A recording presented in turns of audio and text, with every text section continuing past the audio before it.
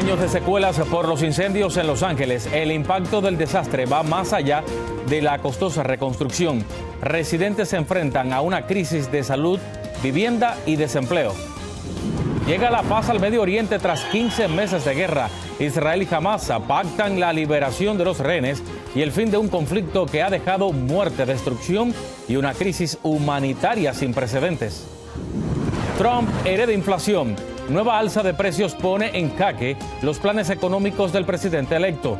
¿Cómo podrá cumplir su promesa de aliviar el bolsillo de los estadounidenses? Éxodo masivo en TikTok.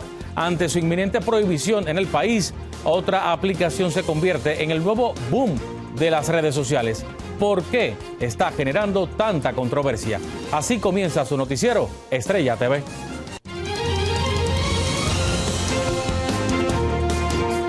Hola, ¿qué tal? Muy buenas tardes. Bienvenidos a su noticiero Estrella TV. Les saluda Abel Álvarez. Gracias por acompañarme.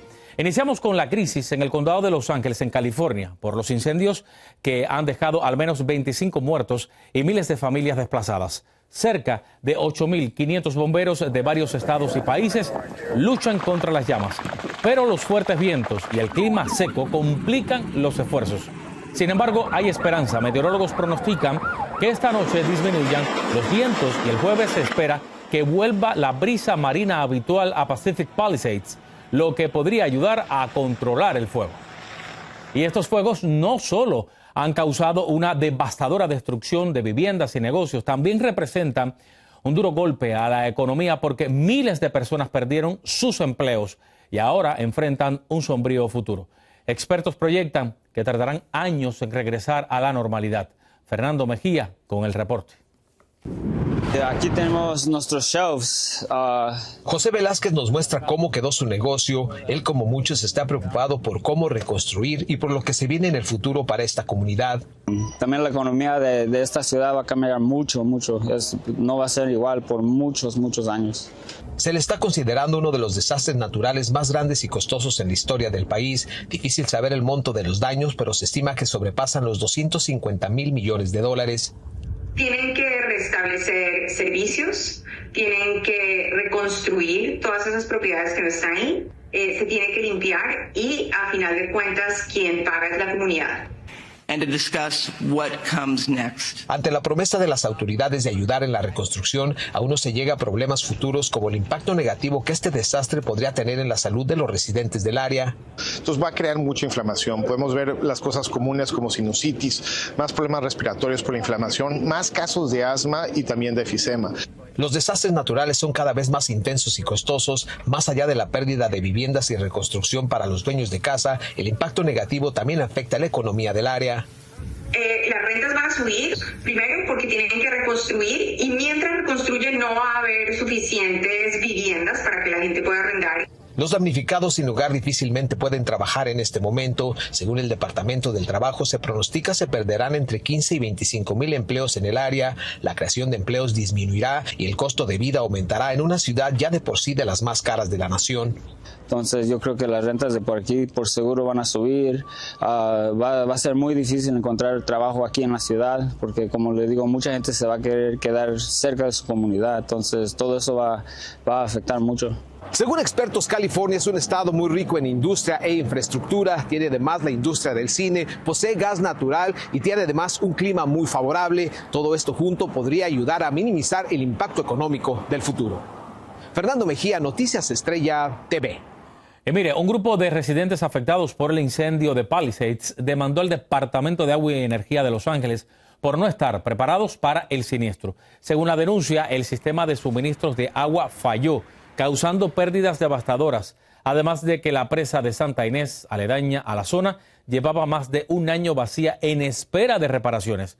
La demanda también afirma que el departamento no se preparó a pesar de las múltiples advertencias de riesgo de incendio. Y según un estudio de la Universidad de California, Los Ángeles, la población hispana es una de las más afectadas por los incendios en Los Ángeles. Más de 74,000 latinos han sido desplazados o están en riesgo de evacuación, lo que representa 1 de cada 4 afectados. Algo que demuestra que esta tragedia no solo ha perjudicado a las zonas más ricas, sino a una enorme diversidad económica y racial. Y las historias de quienes lo perdieron todo siguen emergiendo de la tragedia. Nuestro corresponsal, Anthony Belchi, pudo hablar con una mujer hispana que residía en Altadena, donde las infernales llamas dejaron en la calle a miles de familias al reducir a cenizas sus casas. Este es su doloroso testimonio. Vamos a verlo. Es lo que hace, porque al final... Gemma volvía del trabajo el pasado 7 de enero cuando se encontró de repente un auténtico infierno en su vecindario de Altadena, en Los Ángeles, California. Estabas viendo que las montañas se estaban quemando y se estaban viniendo hacia abajo. Y que estaban todas oscuras, que el viento era increíble, era un viento medio huracanado, no sabías que se iba hacia la derecha, hacia la izquierda, se estaba viendo todo en movimiento, estabas viendo como chispas por todos los lados, árboles que se caían. Y ella perdió su casa, no puede reprimir las lágrimas al recordar esa auténtica pesadilla. Fue un vecino quien, mientras estaba en su refugio, le confirmó que su casa estaba siendo devorada por las llamas. Sus recuerdos de más de 25 años en Los Ángeles desaparecieron entre el fuego. Tienes la sensación eso de que no tienes nada. Hemos salido realmente con los 2 perros, la cama de los perros y 2 bolsas. Ahora, confiesa, empieza una etapa complicada. Ya ha solicitado la ayuda federal de FEMA, pero reconoce la falta de información, una sensación que también comparten otros afectados por estos incendios. No sabes qué es lo que hay que hacer, dónde hay que ir, dónde no hay que ir. De momento vive en casa de unos amigos, mientras los bomberos aún trabajan en la zona para tratar de sofocar un fuego que aún sigue descontrolado. El trabajo realmente fuerte empieza ahorita, ¿no? Tenemos que caminar todo el perímetro, tenemos que entrar al interior del incendio y acabar con todas esas ámbares que están haciendo. Las autoridades advierten que el proceso de reconstrucción va a ser muy largo. Solo para recoger todos estos escombros se van a necesitar más de 6 meses. Volver a la normalidad aquí va a tardar varios años. Desde Los Ángeles, California, Anthony Belchi, Noticias Estrella TV. Y luego de 15 meses de la guerra más sangrienta entre Israel y Hamás, que ha dejado miles de muertos y desaparecidos, negociadores de paz dicen que han llegado a un acuerdo de cese al fuego. Nuestra compañera Laura Ortega tiene los detalles de esta histórica negociación. Hay fiesta en el Medio Oriente, y es que de acuerdo a múltiples fuentes y líderes de gobiernos internacionales, autoridades de Israel y Hamás han llegado a un acuerdo de cese al fuego a la indiscriminada guerra que ha dejado cerca de 46.000 muertos y 11.000 desaparecidos. En Israel, familiares de los rehenes celebraron en las calles de Tel Aviv porque al fin podrán reunirse con sus seres queridos. For us, it's only the beginning. We want them all here, okay? Because it's not end and it's not enough if. El primer ministro de Qatar, país involucrado en las negociaciones, dijo que el acuerdo comenzará el domingo y contará con 3 fases. En la primera, de 42 días, Hamás pondrá en libertad a 33 rehenes a cambio de la liberación de cientos de prisioneros palestinos. En esta fase, Israel no se compromete a poner fin a la guerra. Pasados los primeros 16 días, las partes iniciarán las negociaciones sobre la segunda fase, en la que Israel exige la liberación del resto de los rehenes, de los que se cree al menos 34 ya perdieron la vida. Desde la Casa Blanca, el presidente Biden dio detalles del acuerdo para lograr la paz en el Medio Oriente. And I'm proud to say Americans will be part of that hostage release in phase 1 as well. And the Vice President and I cannot wait to welcome them home. Por su parte, Israel ha dejado claro que no liberará a los miembros de la unidad élite de Hamás implicados en el ataque del 7 de octubre del 2023 en Israel. El primer ministro israelí Benjamin Netanyahu especificó que aún no se ha alcanzado el acuerdo y que los detalles finales aún están por resolverse. Hamás, la autoridad gobernante de los palestinos, les dijo por el momento que no se movería de vuelta al enclave hasta que el convenio haya comenzado de manera oficial. Para Noticias Estrella TV, Laura Ortega. Y esta mañana fue la audiencia de confirmación del nominado para secretario de Estado Marco Rubio. Durante su reunión con el Senado, Rubio dijo que era importante designar a los cárteles de la droga mexicanos como organizaciones terroristas. Y cuando le preguntaron sobre el uso de la fuerza militar para combatirlos, esto fue lo que respondió. What about military force Well, that's an option the president has at his disposal. Obviously, it's not one that is in the purview of the Department of State. From the Department of State's perspective, my preference would be that we can work with the Mexicans on this issue cooperatively, because it is impacting their nation as much as ours. Los tres principales puntos de fricción que identificó Rubio en la reelección o más bien en la relación entre México y Estados Unidos fueron el comercio y las violaciones de acuerdos establecidos, la seguridad fronteriza y la violencia de los cárteles. La candidata a fiscal general, Pam Bondi, también tuvo este miércoles su reunión de confirmación con el Senado, en la que fue cuestionada por decir en el pasado que perseguirá a aquellos que investigaron a Trump en sus casos legales. Sin embargo, en esta audiencia, la nominada dijo que su prioridad era el pueblo estadounidense y no el presidente, y que no usaría al Departamento de Justicia como un arma política. Es momento de ir a una pausa, pero no se mueva. Tenemos más al regresar. Sube la inflación, complicando los planes económicos del futuro presidente Donald Trump. Anticipando la prohibición de TikTok, usuarios se mudan a una nueva aplicación. Le decimos cuál es al volver. Gracias por seguir con nosotros aquí en el Noticiero Estrella TV. Y seguimos con nuestro segmento sobre las promesas económicas de Donald Trump y el bolsillo de los latinos. Aunque se creía que la inflación estaba controlada, índices económicos indican que los precios al consumidor subieron en el último mes. Según la Oficina de Estadísticas Laborales, en diciembre la tasa de inflación subió al 2.9% respecto al 2.7% registrado en noviembre, una cifra muy por encima de lo esperado, lo cual es una señal de que el presidente electo Trump hereda este problema, complicando sus planes de bajar los costos de los productos y servicios básicos. En entrevista reciente, el propio Donald Trump reconoció que lograrlo sería una tarea muy difícil. Y para analizar qué políticas podría implementar la próxima administración para bajar los precios y el impacto que la inflación ha tenido en la comunidad latina, nos enlazamos con el economista Manuel Ramos. Manuel, gracias por estar con nosotros aquí en el Noticiero Estrella TV. Al contrario, un placer, y analicemos esto. Manuel, ¿cómo podría Donald Trump bajar la inflación y también los precios? ¿Podría hacerlo como presidente? No, muy difícil. Realmente la inflación es un riesgo sistémico. Todo mundo estamos sujetos a él. Además, hay que entender que la inflación es la impresión monetaria de forma excesiva por un manipulador. Se llama la Reserva Federal. Y durante el COVID-19, la administración del actual virtual presidente Donald Trump imprimió el 24% de toda la masa monetaria de dólares desde su origen. Imagínense eso. Por lo tanto, esta inflación tiene una repercusión en el sistema de precios. Hay una distorsión de precios en la cual tenemos que pagarlo nosotros a través de la cadena de suministro que fue averiada y que hoy en día, con esa situación de subir los aranceles a México, Canadá, a la China, etcétera, etcétera, alguien tiene que pagar ese precio y somos nosotros. La pregunta es, ¿qué puede hacer el presidente virtual Donald Trump con esto? Muy difícil que pueda bajar los precios. La inflación es parte, inclusive desde el origen de la humanidad, y será por siempre. Por lo tanto, cuando hablamos de los de a pie, nos afecta la cuestión del alimento, la medicina, el zapato, la educación, el simple hecho de movernos de un lugar hacia otro, la transportación en general. Todo esto va a continuar a la alza. Ahora bien, dicho sea de paso, ¿sí? Hay algo interesante aquí. La inflación fue reducida del 10.5% al margen del 3%. Esa es una buena noticia en general para la economía. Por eso, ¿cómo podríamos ver esta inflación? ¿Como algo positivo en este sentido, teniendo en cuenta esta referencia que tú haces del cambio que ha habido, o simplemente hay que seguirse preocupando desde la microeconomía que tenemos nosotros como los latinos?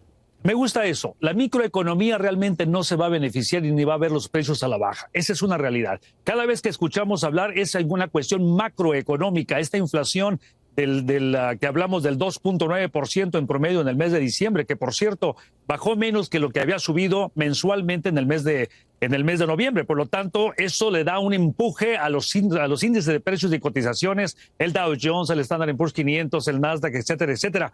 Lo cual quiere decir que entonces la microeconomía, los de a pie, Pedro, Juan, Pablo, María, etcétera, etcétera, vamos a seguir pagando los precios elevados. Mientras tanto, cuando hablamos de que esto está retrocediendo, la pregunta, ¿en qué rubro? ¿De qué forma? ¿De qué manera? Cuando todo tiene que ver con demanda y tiene que ver con la oferta. Por ejemplo, la energía. si hablamos del costo, la reducción del precio de la gasolina, California comparado con Texas o comparado con la Florida, por ejemplo, es un diferencial abismal. Por lo tanto, lo que yo sugiero más bien es que dentro de esa microeconomía individual, personal o familiar, necesitamos regresar a las bases del ahorro, del presupuesto, de estirar los dólares, de reinventarse, de generar más ingresos para batir la inflación. Pero ahora bien, si no puedo generar más ingreso porque tengo poco trabajo, Manuel, ¿cómo le hago para poder decir, a ver, mi economía está afectada, pero cómo yo le hago para poder decir, no puedo gastar más de lo que me está entrando? Hay que entrar bajo lo que es el consumo inteligente.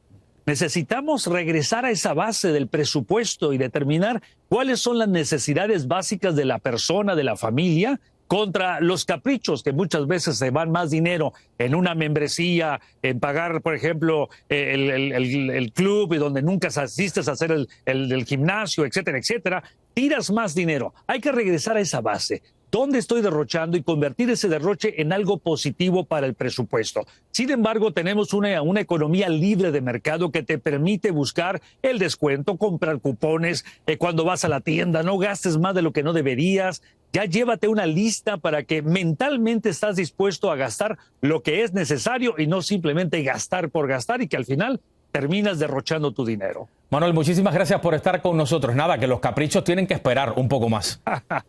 Definitivo, muchas gracias. Gracias a ti, muchísimas gracias. Bueno. Es momento de ir a otra pausa, pero no se mueva, tenemos más al regresar.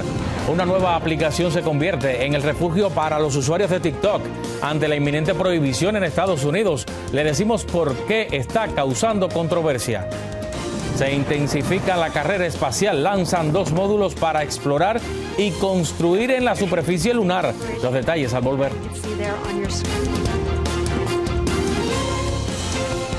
La Administración de Alimentos y Medicamentos de Estados Unidos anunció este miércoles que prohibirá el uso del colorante rojo número 3 en alimentos por riesgo de cáncer. Le voy a contar, desde el 2022 la agencia analizaba prohibir el colorante con base de petróleo que ha sido usado en miles de productos como dulces y sodas.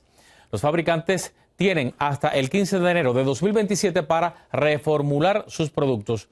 Las compañías que fabrican productos como suplementos diabéticos o dietéticos más bien, deberán hacerlo en el 2028.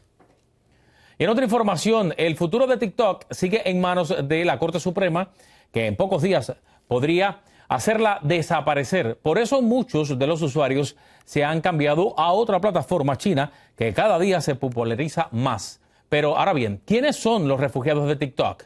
Desde Nueva York, Ángela González nos trae los detalles.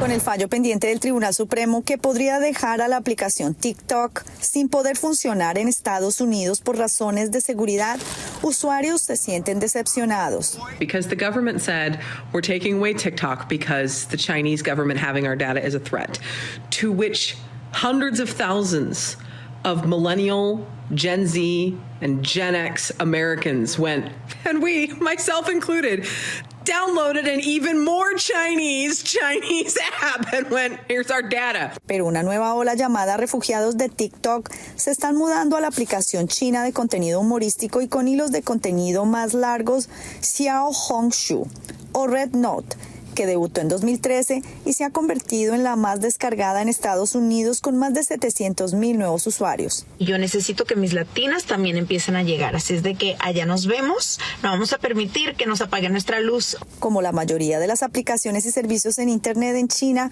Red Note también está sujeta a censura. Es igual a una plataforma china y que a diferencia de TikTok que no estaba disponible en China, esta sí lo está.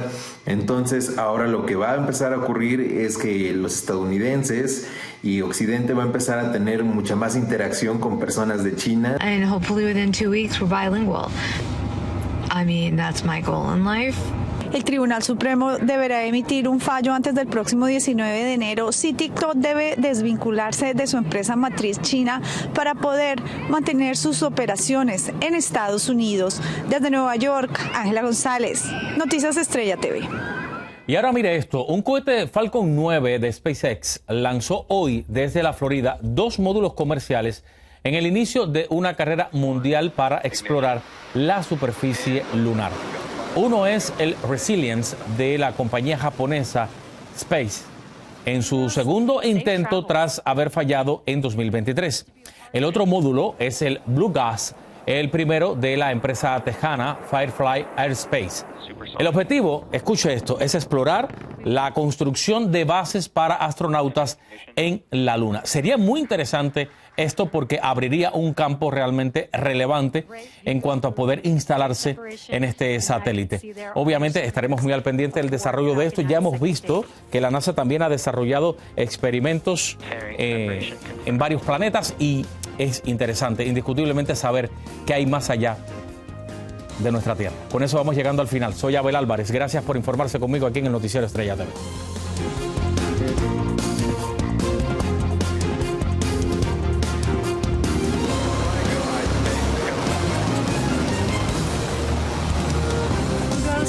Safe travels.